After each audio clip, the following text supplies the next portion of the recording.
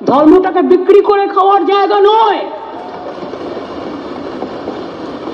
আপনারা ধর্ম বিক্রি করে দেশটাকে ভাগ করেন, আমরা করি না।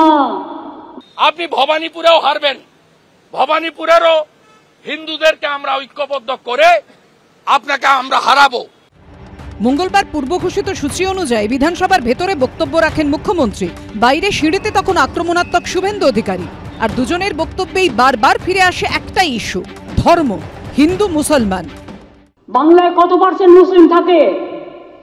আগের সেন্সাস অনুযায়ী যদি বলি, বা মোটামুটি একটা অ্যাপ্রক্সিমেট প্রায় 30 থেকে 33% সংখ্যালঘুরা থাকেন, তারা খাবে না। আমাকে মুসলিম লীগ বলছেন, আপনারা তো মুসলিম লীগের সাহায্য নেন ইলেকশনের সময়, তৃণমূলকে হারানোর জন্য, অন্য পার্টিকে হারানোর জন্য কত সাহায্য নেন? বেলুনটা ফাঁস করব না গ্যাস বেলুনের গ্যাসটা ফাটিয়ে দিয়ে প্রমাণ করব? নন্দীগ্রামে 65% হিন্দু আমাকে ভোট দিয়েছে, আর 100% মুসলিম আপনাকে ভোট দিয়েছে। আমি আপনাকে হারিয়েছি 1956 ভোটে। মঙ্গলবার মুখ্যমন্ত্রীর বক্তব্যে যেমন আক্রমণের ঝাঁজ ছিল, তেমন বিজেপির প্রতিবাদে ছিল অভিনবত্বের ছোঁয়া। পদ্ম শিবিরের সমস্ত বিধায়করা পরেছিলেন সাদা টি শার্ট, যাতে লেখা ছিল গর্ব করে বলো আমি হিন্দু। মাথায় ছিল গেরুয়া পাগড়ি। সেই পাগড়ি বাঁধার জন্য শোভাবাজার থেকে আনা হয় দুজনকে। তারাই বিজেপির পুরুষ মহিলা সমস্ত বিধায়কের মাথায় পাগড়ি বেঁধে দেন। মুখ্যমন্ত্রী যখন বিধানসভায় বক্তব্য রাখছেন, তখন বাইরে শুভেন্দু অধিকারীর বক্তব্যের পর খোলকরতাল বাজিয়ে কীর্তন ধরেন বিজেপি বিধায়করা।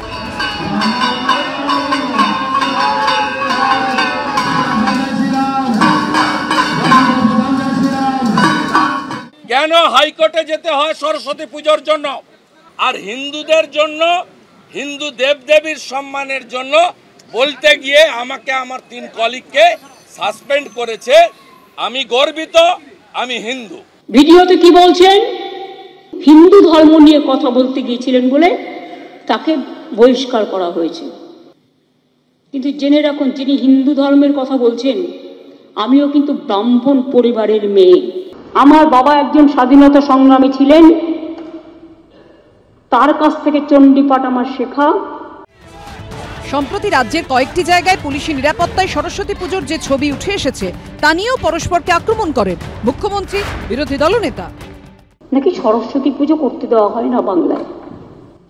সব বাড়িতে বাড়িতে পুজো হয়েছে, সব স্কুলে পুজো হয়েছে, সব কলেজে পুজো হয়েছে, সব ক্লাবে পুজো হয়েছে, সব পাড়ায় পুজো হয়েছে। 3-4 কোটি পুজো হয়েছে সরস্বতী পুজো। কেন হরিণঘাটার নগর উখড়াতে হেডমাস্টার মশাইকে গিয়ে আলামিন মন্ডল, তৃণমূলের বুথ সভাপতি, তিনি গিয়ে সরস্বতী পুজো এখানে করা যাবে না হুমকি দেওয়ার পরে কেন তার বিরুদ্ধে ব্যবস্থা সরকার নেয়নি, পুলিশ নেয়নি, এমনকি তৃণমূল কংগ্রেস নেয়নি? আজকে তার প্রতিবাদ আমরা করেছিলাম। ধর্ম রাজনীতি মিলেমিশে এক, কারো পৌষ মাস, কারো সর্বনাশ। তাকে বলতে হলো যে তিনি মুসলমান এবং তিনি হিন্দু। ভোটের জন্য যখন সুবিধা হয় তখন তিনি অপ্রয়োজনে মুসলমান করে রেড রোডে গিয়ে বসে পড়েন, আবার যখন দরকার হচ্ছে তখন হিন্দু করে লব্য করছেন। কেন? বেনজির সংঘাতের পরিস্থিতি ঘিরে মঙ্গলবার বিধানসভায় নিরাপত্তাও ছিল একেবারে টান টান। উপস্থিত ছিলেন একাধিক আইপিএস অফিসার। কৃষ্ণেন্দু অধিকারী, আশাবুল হোসেন ও উজ্জ্বল মুখোপাধ্যায়ের রিপোর্ট, এবিপি আনন্দ।